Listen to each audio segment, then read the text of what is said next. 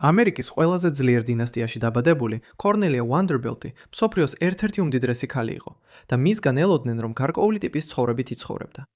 საწყისში ასე ცხოვრობდა, მაგრამ შემდეგ 1930-იან წლებში ევროპაში გადავიდა, ქმარს გაშორდა, თმა ვარდისფრად შეიღება და ახალი სახელით თავიდან შექმნა საკუთარი თავი. ამ ქმედებებმა ამერიკის მაღალი საზოგადოება შოკში ჩააგდო. მას რატომ გააკეთა ეს და რა დაემართა მას შემდეგ? კორნელია სტუივესანტ ვანდერბილტი დაიბადა ბილტმორის მამულში, ჩრდილოეთ კაროლინაში, 1900 წლის 22 აგვისტოს. მისი თითქმის მთელი ცხოვრება ოჯახურმა წარსულმა განსაზღვრა. მისი მამა იყო გრანდიოზული სახელის მქონე ჯორჯ ვაშინგტონ ვანდერბილტი მეორე. სრულიად განსხვავებით იმ აზრისგან, რომ ის შეიძლება ყოფილიყო შეერთებული შტატების პირველი პრეზიდენტის შთამომავალი, როგორც მისი სახელი მიგვანიშნებს, ჯორჯის სინამდვილეში უილიამ ჰენრი ვანდერბილტის შვილი იყო. უილიამ ჰენრი იყო კორნელიუს ვანდერბილტის შვილი, რომელიც მე-19 საუკუნის ამერიკაში ასევე ცნობილია როგორც კომოდორი. კორნელიუსმა სიცოცხლის განმავლობაში 1867 წელს გარდაცვალებამდე უზარმაზარი ქონება დააგროვა. თავდაპირველად მან მონოპოლია დაამყარა Tri-States რეგიონში და ASHS-ის აღმოსავლეთ სანაპიროზე გემების ბუმის პერიოდში 1830-1850-იან წლებში, შემდეგ კი საქმიანობა რკინიგზაში გააფართოვა.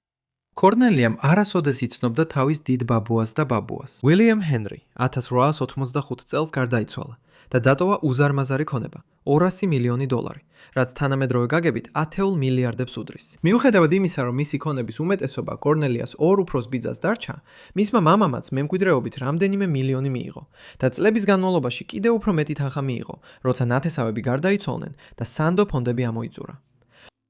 ამგვარად კორნელია წარმოუდგენლად მდიდარ ოჯახში დაიბადა და შემდგომ ცხოვრებაში შეეძლო ეცხოვრა ისე, როგორც სურდა.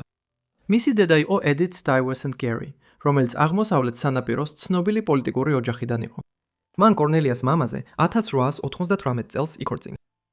კორნელია მათი ერთადერთი შვილი იყო, რაც ნიშნავდა, რომ მომავალ წლებში ის მთლიანად მიიღებდა მათ ქონებას, ასევე გიგანტურ სახლსა და მამულს, რომელიც ჯორჯმა ბილტმორში ააშენა. სანამ კორნელიას ექსცენტრიულ ცხოვრებას უფრო დეტალურად განვიხილავთ, მოდით ცოტა უკან დავბრუნდეთ და თავად ბილტმორის მამული შევისწავლოთ. კორნელიას მამამ ეს სახლი ედითზე დაქორწინებამდე ააშენა. მას ჩრდილოეთ კაროლინის სოფლისკენ დედამისმა მიიზიდა. მას შემდეგ, რაც მისი ქმარი უილიამ ჰენრი 1885 წელს გარდაიცვალა, მან ნიუ-იორკიდან უფრო ხშირად დაიწყო გასვლა, ხოლო ჩრდილოეთ კაროლინა იმ დროს პოპულარული ადგილი იყო ნიუ-იორკელებისთვის, რომლებიც მანჰეტენის ხმაურისა და აორზაურისგან თავის დაღწევას ცდილობდნენ. ჯორჯს ჩრდილოეთ კაროლინა მოსწონდა და როცა 25 წლის გახდა, გადაწყვიტა აქ დიდი მამული შეეძინა, რათა საკუთარი სახლი აეშენებინა. მას ასევე სურდა თავისი ძმებისთვის დაეწია, რომლებმაც ნიუ-იორკსა და როდ-აილენდში დიდი სახლები ააშენეს. ბილტმორის მამულზე სამუშაოები 1880-იანი წლების ბოლოს დაიწყო. მას შემდეგ, რაც ჯორჯმა 125,000 აკრი მიწა შეიძინა. ის დააპროექტა მე-19 საუკუნის ცნობილმა არქიტექტორმა რიჩარდ მორის ჰენდმა და მშენებლობისას დაახლოებით 1000 მუშა იყო დასაქმებული. ბილტმორი აშენდა ფრანგული რენესანსის შატოს სტილში. მისი არქიტექტურა შთაგონებული იყო ლუარის ველის რამდენიმე ფრანგული რენესანსის შატოთი, განსაკუთრებით კი შატო დე ბლუათი, ისტორიული სასახლით ცენტრალურ საფრანგეთში, რომელიც ოდესღაც ბლუას გრაფებისა და რამდენიმე ფრანგი მეფის რეზიდენცია იყო. სახლი 4 სართულიანი იყო. სარდაფითა და ქვესარდაფით. ბილტმორის სახლში დაახლოებით 250 ოთახი იყო, მათ შორის 35 საძინებელი, 40-ზე მეტი აბაზანა, პერსონალის საცხოვრებელი ოთახები ათეულობით თანამშრომლისთვის, ბანკეტების დარბაზი, მუსიკის ოთახი, ბიბლიოთეკა 10,000-ობით წიგნით, უზარმაზარი სამზარეულოები და სარეცხი ოთახები, ბილიარდის ოთახი და თუნდაც საცურაო აუზი, რაც 1880-იან წლებში უჩვეულო იყო. ის დასრულდა 1885 წელს და დაერქვა The Built-ის სახელით, იმ ქალაქის პატივსაცემად, საიდანაც ვანდერბილტები წარმოშობით ნიდერლანდებიდან იყვნენ. ამ უზარმაზარ სახლში გაიზარდა კორნელია, როგორც ერთადერთი შვილი, და როცა სახლიდან გადიოდა, შეეძლო მილიებით ებოდიალა, ისე რომ უზარმაზარი მამულის საზღვრები არ დაეტოვებინა. მაშინაც და ახლაც ის იყო და არის ყველაზე დიდი კერძო საკუთრებაში არსებული სახლი შეერთებულ შტატებში. მიუხედავად მთელი თავისი დიდებულებისა, ეს უცნაური ადგილი იყო ბავშვისთვის. არ ყავდა და ძმა, იშვიათად ყავდა თანატოლები და ყოველდღიურ ცხოვრებას განსაზღვრავდა ყურადღებიანი უფროსებისა და სახლის პერსონალის მუდმივი ყოფნა, აღზრდა, რომელმაც თავის კვალი აუცილებლად უნდა დაეტოვებინა. და მართლაც, ამან თავისი კვალი დატოვა, რადგან კორნელია მოგვიანებით საკმაოდ ექსცენტრიკული გახდა და ბავშვობის სასახლე მიატოვა, როგორც მალე ვნახავთ. კორნელია ბილტმორის მამულში გაიზარდა და ადრეულ წლებში იქ კერძო მასწავლებლები ჰყავდა. ის ერთადერთი შვილი იყო, მაგრამ მას გარშემო პერსონალი და სტუმრები ჰყავდა, ხოლო ზაფხულში და დღესასწაულებზე ბილტმორის მამულს ვანდერბილტის დიდი დინასტიის სხვა წევრებიც სტუმრობდნენ. თინეიჯერობის ასაკში მან მადეირას სკოლაში სწავლა დაიწყო. ეს იყო ელიტური, კერძო მოსამზადებელი და პანსიონატი გოგონებისთვის ვირჯინიაში, რომელიც რამდენიმე წლით ადრე დაარსდა. იქ მან მეტი გამოცდილება მიიღო თავის თანატოლ გოგონებთან ურთიერთობით. თუმცა უკვე მაშინ კორნელია ექსცენტრიულობით იყო ცნობილი. კორნელიამ და მისმა მშობლებმა 1912 წელს დიდი საფრთხეძლის აიცილეს თავიდან. ისინი ინგლისში ისვენებდნენ და სახლში დაბრუნებას ტიტანიკით აპირებდნენ, რომელიც ცნობილი იყო როგორც ჩაძირვისგან დაუცველი გემი, მაგრამ პირველივე მოგზაურობაზე ნიუ-იორკში ჩაიძირა. ამის ნაცვლად კორნელიას მამამ გადაწყვიტა, რომ ისინი ერთი კვირით ადრე სხვა გემით დაბრუნებულიყვნენ სახლში. სავარაუდოდ მან ეს იმიტომ გააკეთა, რომ დაგეგმილი იყო ქვანახშირის მაღაროელების გაფიცვა, რის გამოც შიშობდნენ, რომ ტიტანიკი და სხვა ტრანსატლანტიკური ლაინერები კვირების განმავლობაში დარჩებოდნენ პორტში. თუ ის აშეცვლიდა მათ გეგმებს, კორნელია და მისი მშობლები შესაძლოა ისტორიაში ყველაზე ცნობილი საზღვაო კატასტროფის 3 მსხვერპლს შორის აღმოჩენილიყვნენ. ჯორჯ ვაშინგტონ ვანდერბილტ მეორე ტიტანიკის მსხვერპლებს დიდხანს არ გადაურჩა. კორნელიას მამა 1914 წლის მარტში 51 წლის ასაკში გარდაიცვალა. ოპერაციის შემდეგ განვითარებული გართულებების შედეგად, როდესაც მას აპენდიქსი ამოაჭრეს და შედეგად ფილტვში სისხლის შედედება განვითარდა. ჯორჯმა დატოვა 50 მილიონი დოლარის ქონება, მათ შორის ბილტმორი. ამ ქონების დიდი ნაწილი თავდაპირველად ედიტს გადაეცა, რომელმაც მეორედ იქორწინა 1920-იან წლებში და ბილტმორიდან გადავიდა. კორნელიას მოზარდობის წლებში ჯიბის ფული ეძლეოდა, მაგრამ 1921 წლიდან მას წელიწადში 2 მილიონი დოლარის მიღება უნდა დაეწყო და ასევე ბილტმორის მფლობელიც გახდებოდა. ამგვარად 1920-იან წლების დასაწყისისთვის კორნელია მზად იყო მსოფლიოს უმდიდრესი ქალების რიგებში აეწია. მისი ქონება იმ მასშტაბს აღწევდა, რომელსაც მისი თანამედროვეებიდან, ქალი თუ კაცი, ცოტანი თუ შეედრებოდნენ. კორნელია მადეირას დასრულების შემდეგ დაახლოებით 1 წელი ჩრდილოეთ კაროლინის უნივერსიტეტში ისწავლა, თუმცა იქ სწავლა არასდროს დაუსრულებია. 1920-იან წლების დასაწყისში მან გაიცნო და შემდეგ დაქორწინდა თავის პირველ მეუღლეზე, რომელიც მასზე 10 წლით უფროსი იყო. ჯონ ფრენსის ამჰერსტ სესილი იყო ინგლისის ერთ-ერთი ყველაზე პატივსაცემი პოლიტიკური და არისტოკრატული ოჯახის შთამომავალი.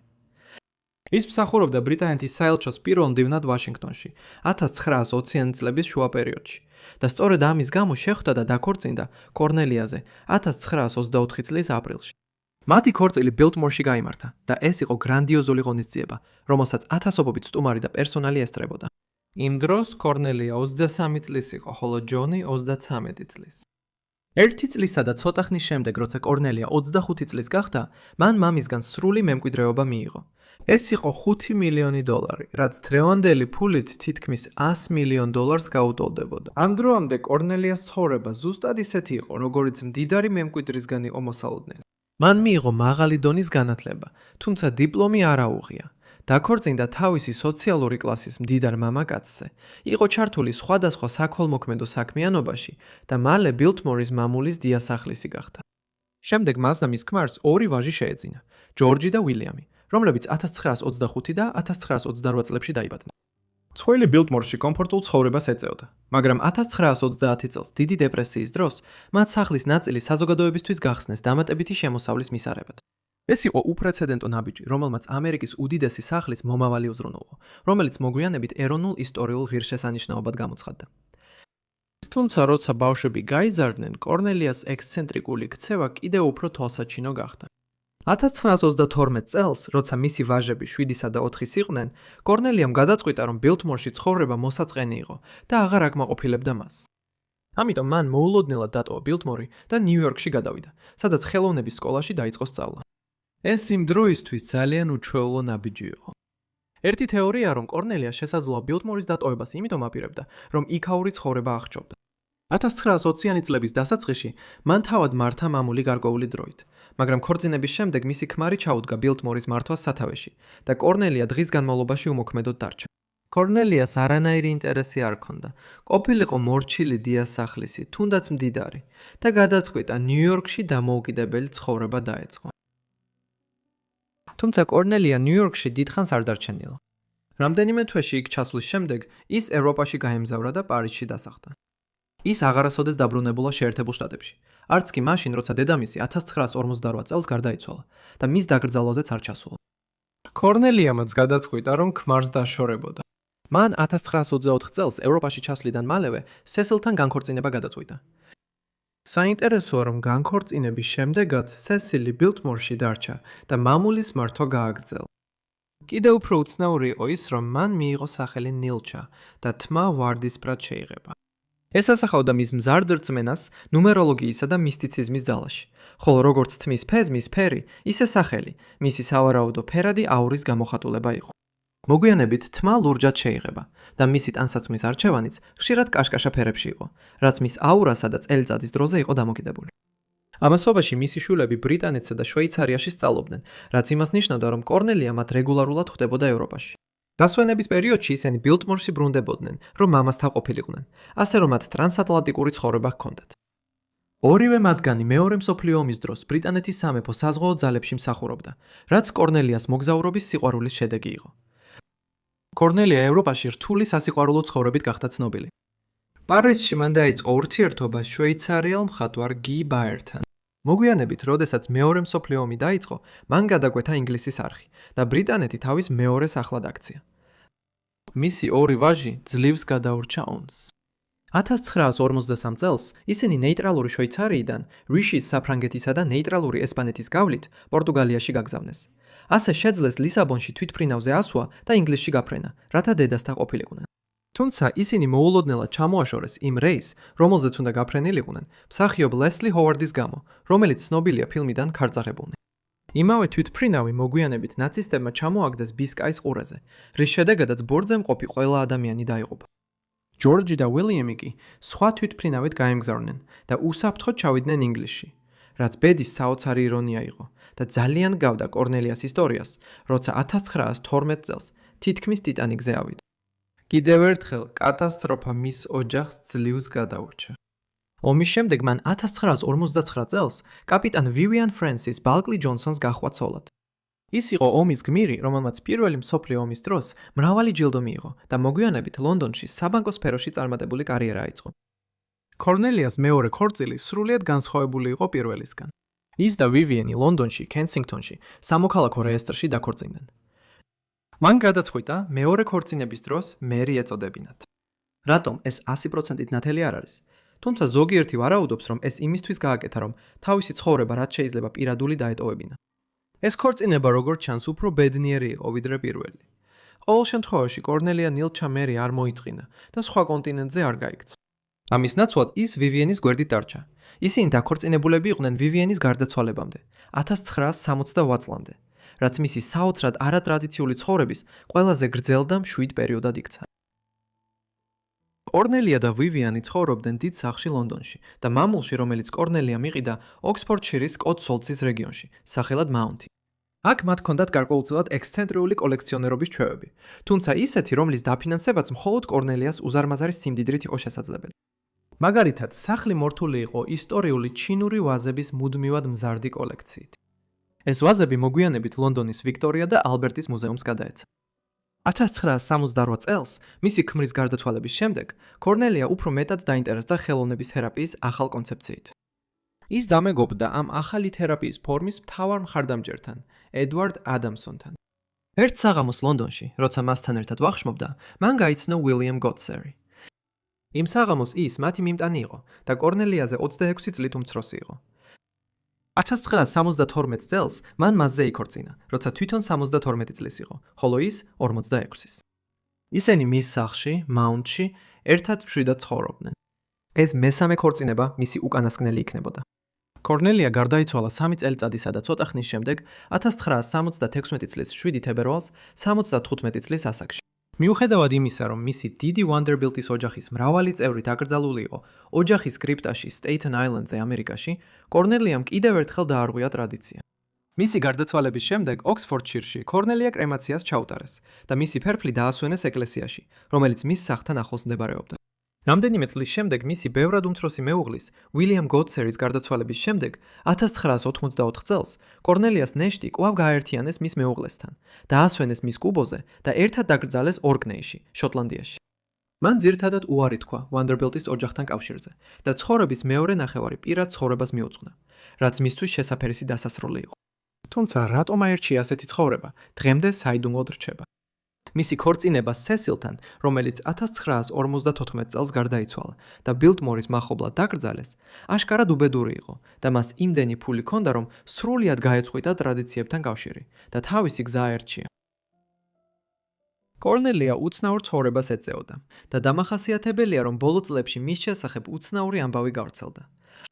დაჯერება გიჭირთ თუ არა, მისი ქორწილის ნამცხვრის ნაჭერი დღემდე გამოფენილია ბილტმორის მამულში. ეხლა შეიძლება იკითხოთ, როგორ მოახერხა ნამცხვრის ნაჭერმა საუკუნის განმავლობაში გადარჩენა და ეს სრულიად გონიურული კითხვაა. პასუხი ისაა, რომ კორნელიას ქორწილის ნამცხვარი, როდესაც 1924 წელს სესილზე დაქორწინდა, ხილის ნამცხვარი იყო. ეს მოიცავს საკმაო რაოდენობის ალკოჰოლს, მაგალითად ვისკის, რომელიც ნამცხვარს დროთა განმავლობაში ინახავს. სინამდვილეში საშუალო ხილის ნამცხვარი ჭამამდე რამდენიმე კვირით ადრე წყვება. ნამცხვრის ნაჭერი მოთავსდა თუნუქის ყუთში, რომელიც დავიწყებული დარჩა და ბარგში ჩატოვეს. ის აღმოაჩინეს 2010-იანი წლების შუაში და გარეგნულად ყვალს ჰგავდა. მაგრამ ყველი არ იყო და განსხვავებით სხვა საკვებისგან, თითქმის 90 წლის შემდეგაც კი არ დაშლილიყო. გამოძიება მაჩვენა, რომ ეს იყო ქორწილის ნამცხვრის ნაჭერი და დღეს ის გამოფენილია ბილტმორში, რაც შესაფერისი მტკიცებულებაა ექსცენტრიკული ქალის ცხოვრების შესახებ. როგორც უკვე აღვნიშნე, კორნელიას პირველი ქმარი 1954 წელს გარდაიცვალა და მისი სიკვდილის შემდეგ კორნელიას ვაჟებმა ბილტმორის მამულის მართვა გადაიბარეს. ჯორჯმა და უილიამმა შემდეგ დაიწყეს რეზიდენციის ისტორიულ სახლ-მუზეუმად ფუნქციონირება და იმუშავეს ბიზნესის გასამყარებლად და მის მოგებიან თვითმყოფად საწარმოდ გადაქცევაზე. საბოლოოდ 1963 წელს მამულს ეროვნული ისტორიული ღირსშესანიშნაობის სტატუსი მიენიჭა.